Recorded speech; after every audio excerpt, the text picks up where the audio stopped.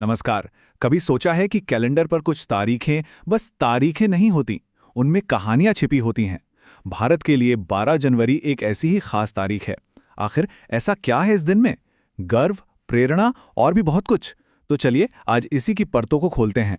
तो सवाल वही है कि आखिर ये तारीख इतनी खास क्यों है। देखिए, ये सिर्फ एक डेट नहीं है।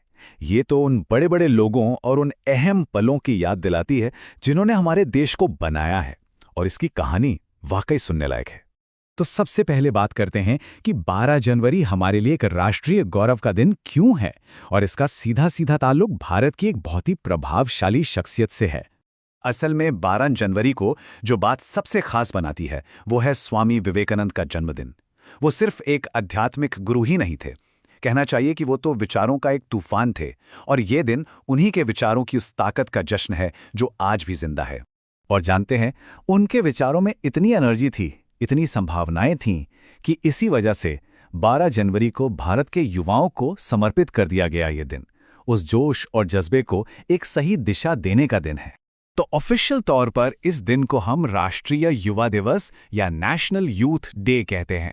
हुआ ये कि 1984 में भारत सरकार ने ये महसूस किया कि विवेकानंद की बातें सिर्फ उनके ज़माने के लिए नहीं थीं, बल्कि वो तो आने वाली हर पीढ़ी के लिए एक गाइड की तरह हैं, एक रोशनी की तरह।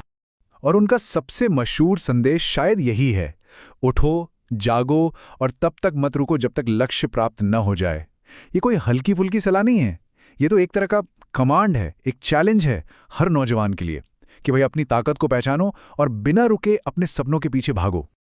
लेकिन रुकिए, 12 जनवरी की कहानी सिर्फ विवेकानंद तक ही सीमित नहीं है। अगर हम इतिहास में थोड़ा और पीछे जाएं ना, तो पता चलता है कि ये तारीख और भी कई बड़े मौकों की गवाह रही है। सब मिलकर एक बहुत ही दिलचस्प तस्वीर बनाते हैं। जरा इस टाइमलाइन को देखिए, बड़ा इंटरेस्टिंग है। 1598 में जन्म हुआ राजमाता जीजाबाई का, जो छत्रपति शिवाजी महाराज की मां थी। फिर सदियों बाद 1863 में स्वामी विवेकानंद का जन्म हुआ। फिर देखिए, 1948 में इसी दिन महात्मा गांधी ने अमन चैन के लिए अपना आखिरी अनशन शुरू किया था। और फिर 1994 में इन सभी धागों को एक साथ जोड़ दिया गया राष्ट्रीय युवा दिवस के ऐलान के साथ। मतलब ऐसा लगता है जैसे इतिहास ने खुद इस तारीख को चुना हो, महान लीडरशिप और प्रेरणा के लिए। और यहाँ एक कमाल का कनेक्शन दिखता है। एक तरफ है राजमाता जीजाबाई, जिन्होंने एक महान राजा, एक महान लीडर के चरित्र को गढ़ा, और दूसरी तरफ हैं स्वामी विवेकानंद, जो पूरे देश के नौजवानों के चरित्र को गढ़ना चाहते थे। दोनों ही जो इसी तारीख से जुड़े हैं, असल में प्रेरणा और मार्गदर्शन की उस ताकत को दिखाते हैं जो भविष्य बनाती है। तो ये जो सारी ऐतिहासिक प्रेरणाएं हैं, ये सिर्फ सुनने और तारीफ करने के लिए नहीं है। ये हमसे एक सवाल भी पूछती है कि हम आज इन सिद्धांतों पर कैसे चल सकते हैं। और यहीं से हम आते हैं 12 जनवरी के मॉडर्न रेलेवेंस पर, और एक जिम्मेदार नागरिक होने के नाते हमारी भूमिका पर। इसका एक बहुत ही प्रैक्टिकल एग्जाम्पल है राष्ट्रीय सड़क सुरक्षा सप्ताह, जो अक्सर इसी तारीख के आसपास मनाया जाता है। सोचिए, विवेकानंद का जो आदर्श था कि मानव सेवा ही ईश्वर सेवा है, वो आज के ज़माने में कैसे लागू होता है? अपने साथी नागरिकों की सुरक्षा का ध्यान रखने में, है ना? ये फिलॉसफी को एक्शन में बदलने जैसा है, रोजमर्रा की जिंदगी में एक दूसरे की हिफाजत करना। तो कुल मिलाकर बात यह है, जैसे एक बड़ा पेड़ अपनी जड़ों से, मतलब इतिहास से, ताकत लेता है ताकि आज फल दे सकें, ठीक वैसे ही 12 जनवरी हमें सिर्फ गुजरे हुए कल को याद करने के लिए नहीं कहती, बल्कि आज, अभी एक्शन लेने के लिए कहती है। ये प्रेरणा को जिम्मेदारी से जोड़ने का दिन है।